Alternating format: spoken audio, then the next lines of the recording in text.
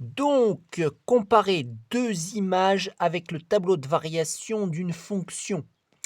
Donc, on peut voir directement un exemple. Donc, souvent dans les exercices, on nous donne un tableau de variation d'une fonction, c'est-à-dire les variations, donc ça indique lorsque la fonction est croissante et lorsque la fonction est décroissante sur certains intervalles. Donc là, par exemple, lorsque x, on est du côté des antécédents, varie entre -11 et -5, eh bien la fonction, elle monte, euh, en -11, elle est égale à 2, et en -5, elle est égale à 7, et elle fait que de monter entre les deux.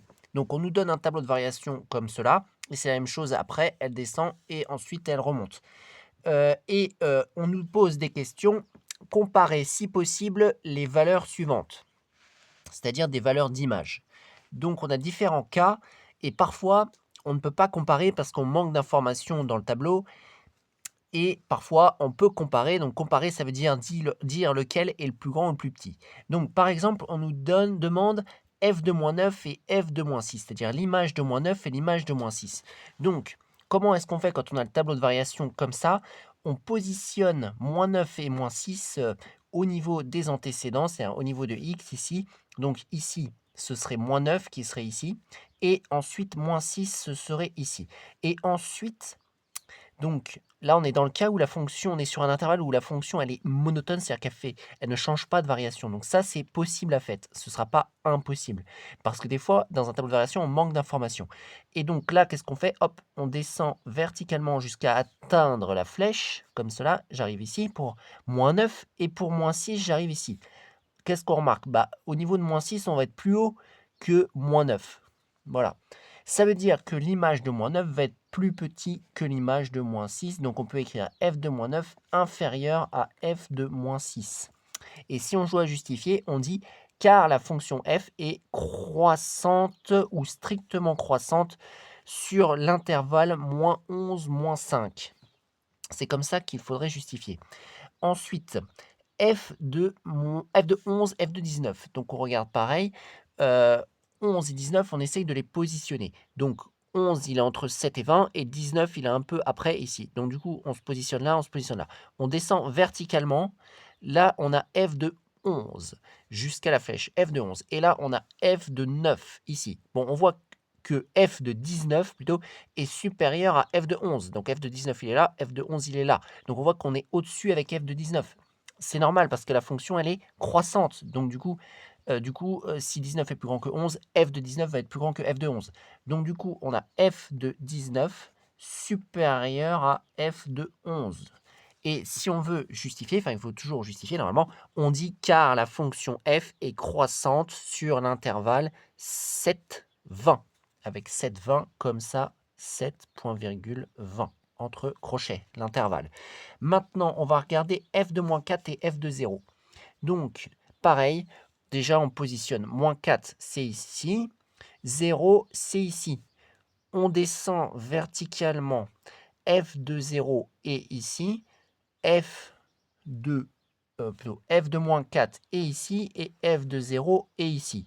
Bon, on voit que f de 0, il est en dessous de f de -4, donc ce sera qui sera le plus petit? Ce sera f de 0. Donc f de 0 est inférieur à f de -4. Donc là, ça a changé parce que 0, normalement, c'est plus grand que -4, mais c'est f de 0 quand même, l'image de 0 qui est plus petite que l'image de -4. Pourquoi ça a fait ça? Là, ça fait ça parce qu'on est dans une zone décroissante. La fonction, elle est décroissante sur l'intervalle -5, 7. Voilà, c'est pour cela que f de 0 tombe plus bas que f de -4. Donc du coup, c'est ça qu'il faut dire. Il faut dire car la fonction f est décroissante sur -5, 7. L'intervalle -5, 7. Et donc là, on était dans des exemples où la fonction sur l'intervalle où on était toujours croissante ou décroissante. Voilà. Mais maintenant, qu'est-ce qui se passe là si on a cheval sur deux intervalles? Où la fonction peut être, par exemple, on est là et là. Qu'est-ce qui se passe? Eh bien, donc là, on va regarder f de 20 et f de -5. Donc ça, c'est un cas qui est assez facile. On repère où est f de -5. F de -5, il est là, et on voit directement qu'en dessous, il y a écrit 7. Donc, c'est-à-dire que f de -5 égale 7. Donc, f de -5 égale 7. Et ensuite, on regarde f de 20, on regarde que ça donne 0. Donc du coup, f de 20, bah, c'est égal à 0. Bah, là, on a directement les valeurs, c'est très facile de les comparer. C'est f de moins 5 qui est le plus grand. Donc du coup, on peut directement dire f de moins 5 est supérieur à f de 20. Là, quand on est dans ce cas-là, c'est assez bien parce que c'est assez facile. On a directement les images parce que sont données directement dans le tableau de variation. D'accord, donc ça pouvait aller. Ensuite, f de moins 5 et f de 1. F de moins 7 et f de 1. Alors, on va repérer où est f de moins 7. F de moins 7, il est ici. Et f de 1, il est ici. Donc là, on a cheval entre deux intervalles. Donc du coup, f de moins 7, hop, je descends, j'obtiens une valeur qui est ici. F de 1, je descends, j'obtiens une valeur qui est ici. D'accord. Bon, bah alors là, c'est un peu problématique parce que on est à cheval sur deux intervalles où les fonctions, où la fonction donc va être croissante sur l'un et décroissante sur l'autre. Donc du coup, on n'a pas les vraies valeurs. Ici, on pourrait très bien tomber plus bas que ici, ou ça pourrait être l'inverse. Donc là, on manque d'informations, on ne peut pas conclure. Donc on peut dire impossible de comparer. Impossible de comparer. Il est impossible de comparer et pour justifier cela, il pourrait être possible de dire que, par exemple, f de moins 7 pourrait très bien être égal à 3 et f de 1 pourrait très bien être égal à 2. Donc dans ce cas-là, ce serait f de moins 7 qui serait le plus grand. Ou alors l'inverse, f de moins 7 pourrait être égal à 1 et f de 1 pourrait être égal à 6. Donc dans ce cas-là, ce serait f de 1 le plus grand. Donc on peut très bien avoir l'un ou l'autre, c'est très possible. On ne peut pas conclure. Donc ensuite, on nous demande f de 3 et f de 9. Donc pareil, on repère 3 au niveau des antécédents, c'est ici. On repère 9 au niveau des antécédents, c'est ici. Donc f de 3, on tombe là. Et f de 9, on tombe là. Bon, bah là, on n'est pas sur un cas où on est monotone, donc du coup, on peut pas conclure. On peut pas conclure pareil qu'avant. On pourrait très bien avoir f de 9 qui est égal, par exemple, à moins 1. Moins 1, là, il peut très bien être égal à moins 1 puisqu'il est entre moins 3 et 0. Et f de 3 qui pourrait très bien être égal à moins 2. Et dans ce cas-là, ce serait f de 3 qui serait plus petit que f de 9. Ou alors, on pourrait avoir l'inverse. On pourrait avoir f de 3 qui est égal à 5 et f de 9 qui est égal à moins 1 toujours. Et dans ce cas-là, ce serait f de 3 qui serait le plus grand que f de 9. Donc du coup, là ici, on est impossible de comparer. Impossible de comparer. Bon alors maintenant, on va voir des cas où on est entre plusieurs intervalles, mais on peut quand même comparer. Donc par exemple, f de 9 et f de moins 7.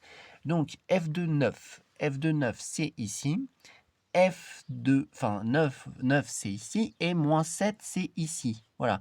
Donc du coup, l'image de 9 tombe ici et l'image de moins 7 tombe ici. Donc on est vraiment assez loin avec des variations entre les deux. Est-ce qu'on peut comparer?